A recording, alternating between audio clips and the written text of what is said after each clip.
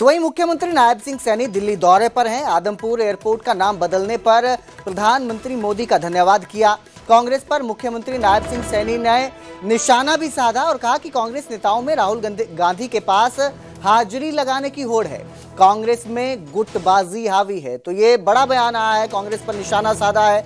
मुख्यमंत्री नायब सिंह सैनी जो हैं आज दिल्ली के दौरे पर हैं और इस दौरान उन्होंने कांग्रेस पर भी निशाना साधा है और ये साफ साफ कहा है कि कांग्रेस के जो नेता हैं उनके पास राहुल गांधी के पास हाजिरी लगाने की होड़ मची रहती है और कांग्रेस में गुटबाजी हावी है।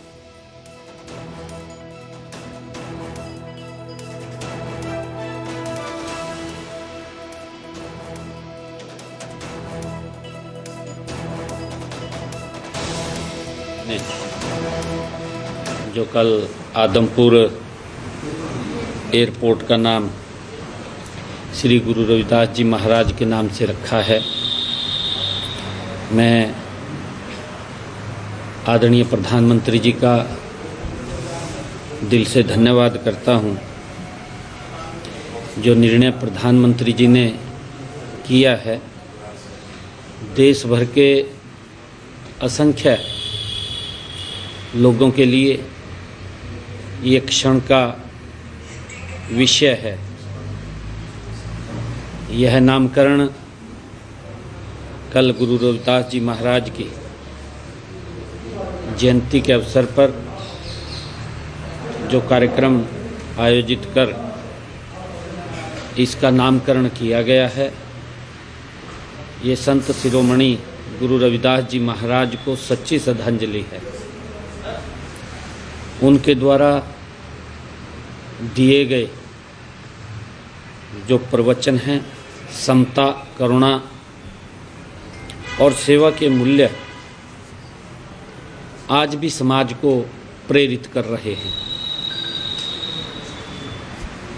हमें एक समरस, न्यायपूर्ण और मानवीय समाज के निर्माण की दिशा में आज भी उनकी वाणी हम सब का मार्गदर्शन करती है। गुट्टों में बटी हुई है, कई लोग तो देर नहीं करते भी तो माननीय निर्मला सीतारमण जी ने पूरा बजट भी नहीं पढ़ा तो एक ने ट्वीट कर दिया, भाई तक देख तो ले सारा का सारा।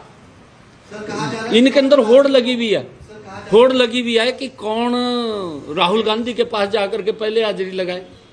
भाई नरेंद्र मोदी जी के नेतृत्व में देश बदल रहा है। आदरणीय प्रधानमंत्री जी ने संकल्प लिया है 2047 तक भारत विकसित राष्ट्र बनेगा। ये कौन नहीं जानता या कौन नहीं देखता। इनके समय के अंदर 2014 से पहले भारत दुनिया की आर्थिक 12वें-13वें स्थान के ऊपर था।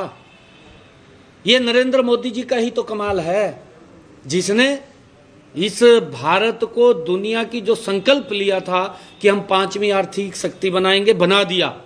यह कोई वैसे नहीं बन गया, खाली आंकड़ों में बन गया। इसके पीछे की मेहनत है, उस मेहनत को तो ये जानते नहीं है कि मेहनत क्या कर रहा है। मोदी सोता नहीं है, रात को दिन रात देश को आगे बढ़ाने के लिए लगा हुआ है। और फिर संकल्प लिया कि भारत को दुनिया की 3री आर्थिक शक्ति बनाएंगे।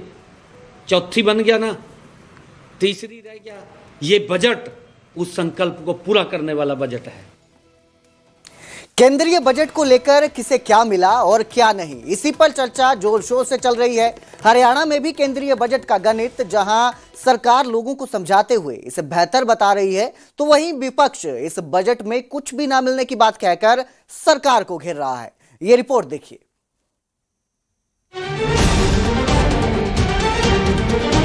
यह बजट आत्मनिर्भर भारत और विकसित भारत की दिशा में मील का पत्थर है।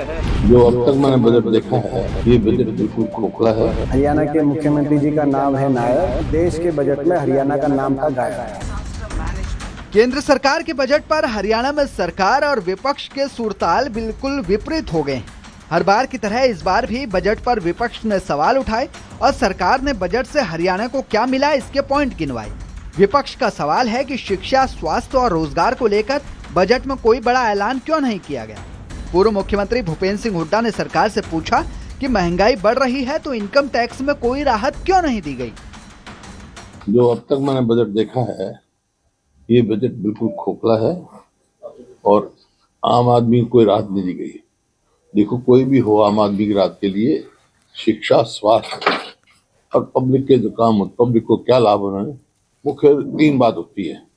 जहां तक एजुकेशन का सवाल है, 2002-03 में तो एजुकेशन बजट पे जो सेस को निकालकर 2.3 था टोटल बजट का अलॉटेड था। अब 2026-27 में ये 1.1 कर दिया एक्सक्लूडिंग सेस। हरियाणा को लाभ क्या मिलेगा तो नाम ही नहीं आया। हरियाणा के मुख्यमंत्री जी का नाम है नायब।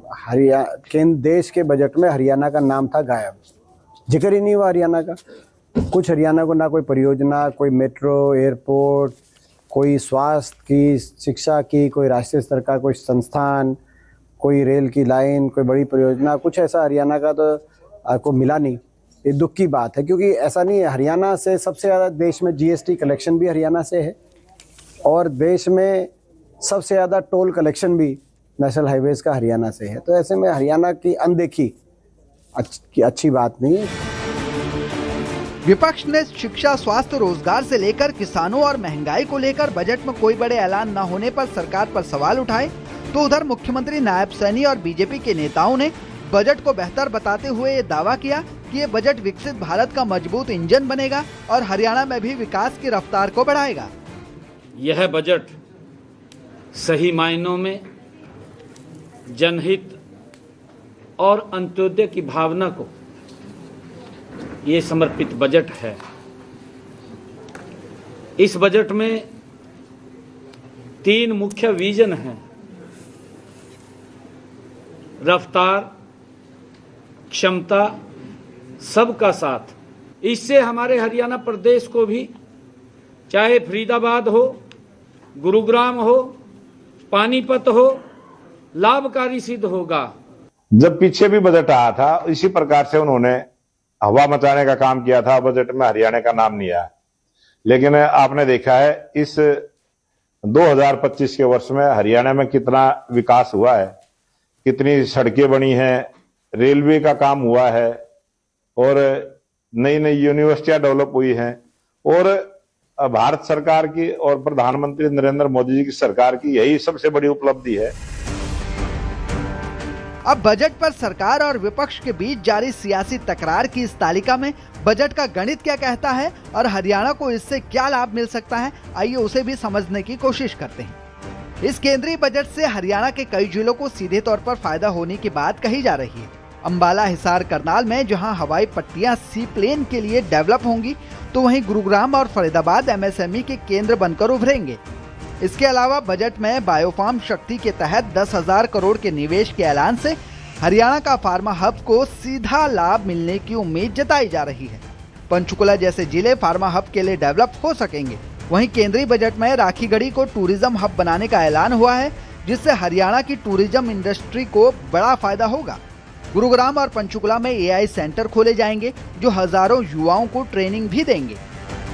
हालांकि बजट के इन ऐलानों से हरियाणा में विकास की रफ्तार तो बढ़ेगी, लेकिन विपक्ष का सवाल है कि किसान, मजदूर और शिक्षा, स्वास्थ्य के लिए बजट में कोई ऐलान क्यों नहीं किया गया।